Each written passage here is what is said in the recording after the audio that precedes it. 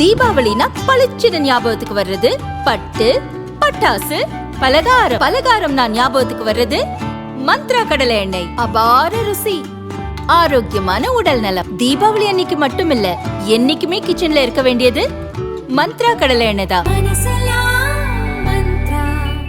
Welcome to Ratna Fan House Sparkling New Year Sale. December 31 முதல் ஜனவரி 4 வரை 5 நாட்களுக்கு மட்டுமே. Sparkling New Year Sale. Ratna fan house, Rajabadar street, T Nagar. தமிழகத்தில் போதை கலாச்சாரம் நாளுக்கு நாள் தலை தூக்கி வரும் நிலையில் அதனால் அடுத்தடுத்த வன்முறை சம்பவங்கள் நடக்கிறது.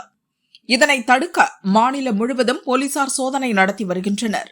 அந்த வகையில் சென்னை திருவான்மியூர் பஸ் ஸ்டாண்ட் அருகே எஸ்ஐ புகாரி வாகன சோதனையில் ஈடுபட்டார்.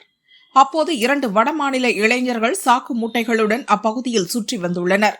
அவர்களை அழைத்த போலீசார் மூட்டைகளை பிரித்து சோதனை செய்தனர். அதில் 8 கிலோ கஞ்சா இருப்பது தெரியவந்தது. இருவரையும் கைது செய்து ஸ்டேஷனுக்கு அழைத்துச் சென்றனர். விசாரணையில் அவர்கள் திரிபுராவைச் சேர்ந்த முகமது ஷாஜஹான் மற்றும் 17 வயது இளைஞன் என்பது தெரியவந்தது. மேற்கு வங்கத்திலிருந்து ரயில் மூலம் கஞ்சாவை சென்னைக்கு கடத்தி வந்து சப்ளை செய்துள்ளனர்.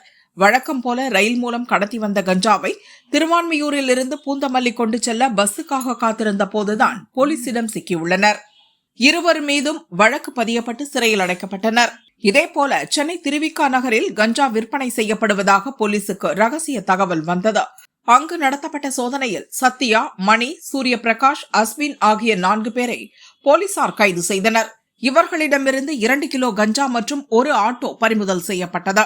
ஆந்திராவிலிருந்து கஞ்சாவை வாங்கி வந்து விற்பனை செய்து வருவது தெரியவந்தது. 4 பேரும் புத்தாண்டை முன்னிட்டு மாமல்லபுரத்தில் நடக்க இருந்த சைக்கோ மியூசிக் பார்ட்டியில் பங்கேற்க திட்டமிட்டிருந்தனர். கைது செய்யப்பட்ட 4 பேரில் ஒருவர் IT ஊழியர் என்பதும் குறிப்பிடத்தக்கது.